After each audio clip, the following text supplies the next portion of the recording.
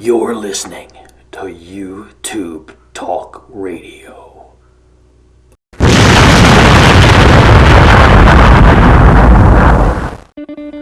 Welcome to the Ray Hobson program. Today I wanted to discuss something I saw on YouTube in regards to the Valerie Plame-Joe Wilson case. And it's by a good friend of mine on YouTube, Dan Giuditta. He calls himself a moderate to liberal. However, I'm a conservative, and I agree with him almost all the time. And to be honest, I'd agree with him totally on this if his facts were straight, which brings to bear why I'm going to talk about this.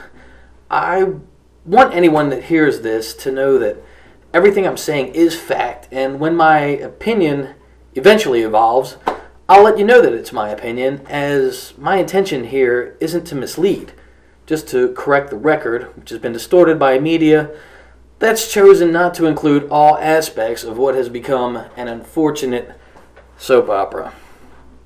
Now, this case, the Plame-Gate, as it's called, case, originated to see if a crime had been committed, if an undercover CIA operative had been intentionally outed. With that, the Justice Department under John Ashcroft decided to pursue this.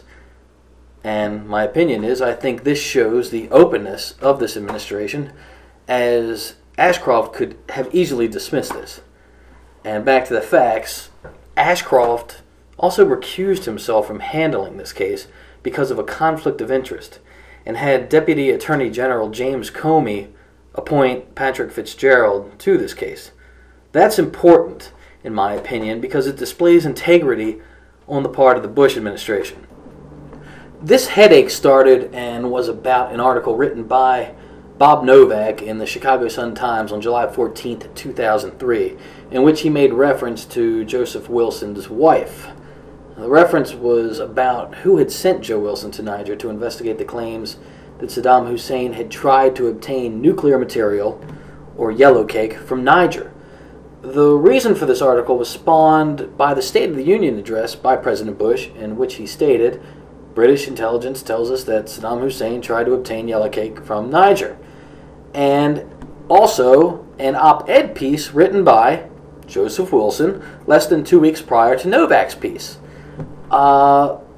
It's important to know that upon return from Niger, Joe Wilson never submitted a report, even upon request, to the Central Intelligence Agency. He was also sent to Niger by his wife, like Novak stated. It was true. Valerie Plame, who worked for the CIA and was not a covert operative at this time. She had been in the past, though. Now, Wilson, in order to discredit the Bush administration, wrote this op-ed article in the New York Times on July 3rd, 2003, like I said, less than 2 weeks before Novak wrote his piece, in which he finally revealed what his trip to Niger revealed to him. And please note, this report, like I said, was never submitted prior to this article to the Central Intelligence Agency, although requests had been made. Also remember, this entire investigation was about who disclosed the name of Valerie Plame. In less than 5 weeks into this investigation, Patrick Fitzgerald discovered who leaked the name to Bob Novak, and it was Assistant Secretary of State Richard Armitage. Richard Armitage was not indicted. He was not indicted for 2 reasons. One, he did not intentionally attempt to out a covert CIA operative, and secondly, and more importantly, Valerie Plame's covert status had been revoked 5 years prior to the said outing, which means her identity was no longer under protected status by the Central Intelligence Agency. This case should have ended right there. But this case was continued by Fitzgerald, even after he knew Armitage was the one that revealed Plame sent Wilson to Niger. Well, not that Plame sent Wilson to Niger, but that Armitage was the one that told Novak about Wilson's wife.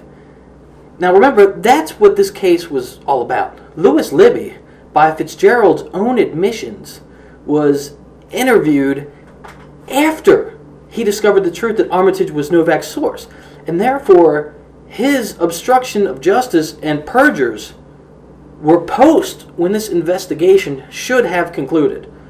Now, this is where my opinion really kicks in. Why did Fitzgerald continue this investigation, and why does he intimate now that a cloud hangs over the vice president's head? My educated guess is that he's trying to validate spending millions of taxpayer dollars on a fruitless effort. I also believe that he thought this would be his Woodward and Bernstein moment, if you will, but it wasn't. Fitzgerald could have indicted the vice president. He could have indicted Karl Rove. He could have indicted any other member of the administration if he saw fit. He didn't see fit, and he didn't indict anyone, not even Louis Libby. Libby was brought up on charges created by this case, but not about the case. The case itself created the crimes Libby was to be convicted of last week. And on another note, it just amazes me, and maybe somebody out there with a law degree can explain it. If no charges are brought, how could Libby be charged and convicted of obstruction of justice? It just seems to me if there's no crime, then no justice was obstructed. Now, the perjury I can understand if you lie under oath, but I don't understand how you can be obstructing justice by that if no crime was committed. In any event, that's my piece with the actual facts laid out. And thanks, Dan. I hope you're great. And I will see everybody real soon on the Ray Hobson program. Here we have the trifecta. That trifecta of sleaze.